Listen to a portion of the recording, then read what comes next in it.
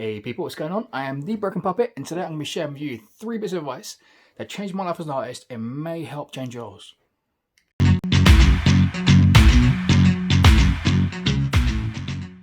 Just a quick little thing before we start. Remember, if you're new to this channel, make sure you click subscribe and click the little bell button to get notified when I put on more videos. Right, now throughout my life, I've known a lot of artists. I've known fine artists, I've known tattooers, painters, sculptors, digital artists. I've been blessed enough to know a lot of different people in a lot of different fields. And I've had major advice from a lot of these people.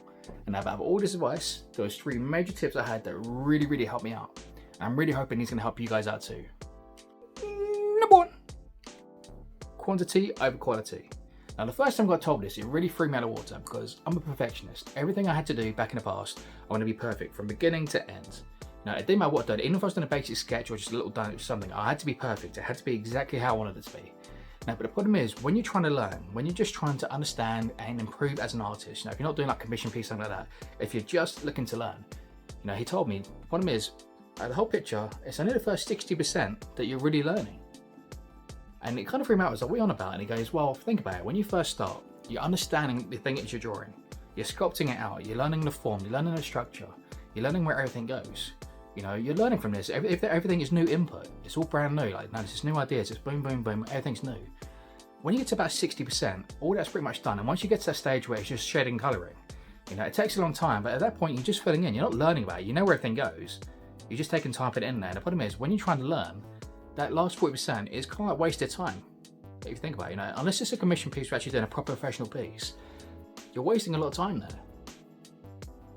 To understand that when you're sort of doing sketch work and stuff, you don't have to be perfect every time. Just do it till you get that 60%. Once you sort of feel like you sort of learned everything about it, move on to your next one. You can double the amount of learning you have in no time, because that last 40%, sometimes it's just wasted time, unless it's for a professional piece.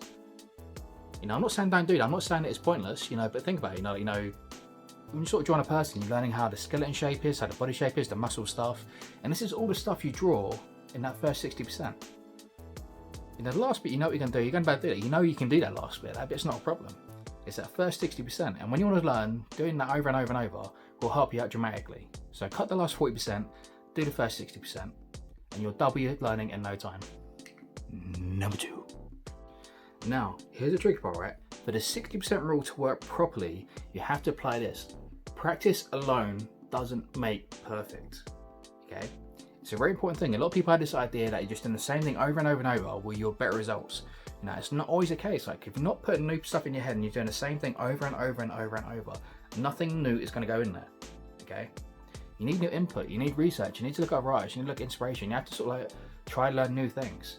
And now doing the same thing over and over and over, it's never going to get, if there's nothing new coming in here, there's nothing new that's going to come out here. If you're putting the same thing in there, if you're just hammering away, you're not making that difference. You're not going to build a tower if all you're doing is laying bricks on the floor and not building upwards.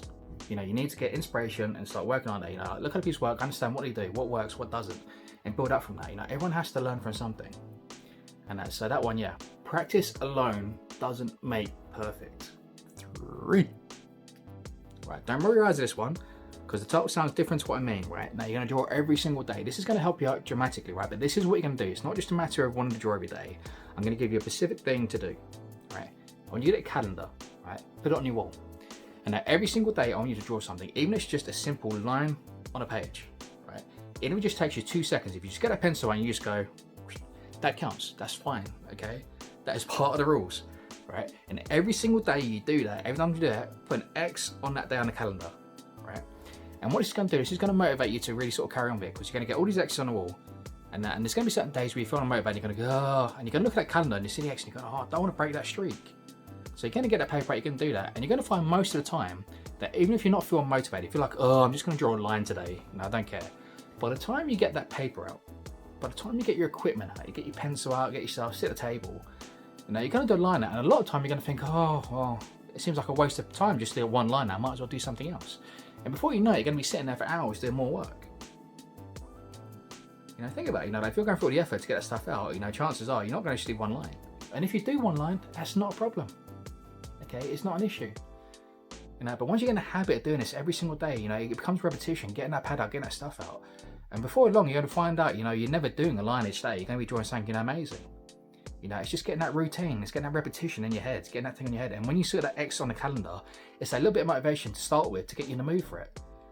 You know, it's like, if you've ever seen that movie Yes Man with Jim Carrey in, you know, at first, you know, he's saying yes to everything. And when he tells me at the end of that, he says, you know, like, the idea of doing is by repetition. By the end of it, you're not saying yes because you have to, you're saying yes because you want to. And that's the idea of it, is that calendar will initially make you have to do it at the beginning. But after a while, you're going to find that you want to do it. And that's the secret. Okay? Draw every single day, even if it's a lion. And by the end of it, you're going to want to draw every day. You're going to miss it. You're going to think it's a wasted day if you haven't done something to draw. So if you stick with this, I can promise you it will work, okay? Your work will improve tremendously. Now, you won't even realize it. It'd be so much quicker than you realize you can do. And because this is the thing where there's no such thing as someone being born amazing.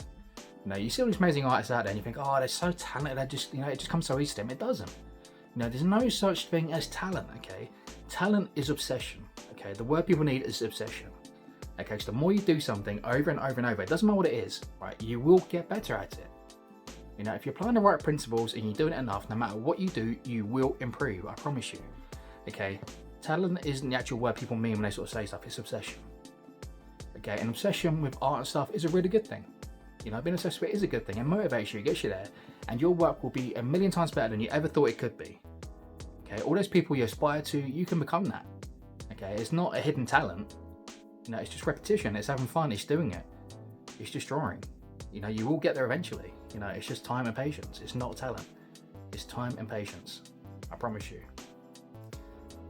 So yeah, people, that's 3 bits of advice that really changed my life. You know, and I'm 100% certain if you can apply this, if you can do this yourself, I promise you, it does work. It is amazing. It's such a simple little thing, but they will work and they will change your life. You'll become the artist you want to be if you follow these things, okay? Give it a chance, people, please. And The Broken Puppet, love to you all, and I'll see you next time. Peace.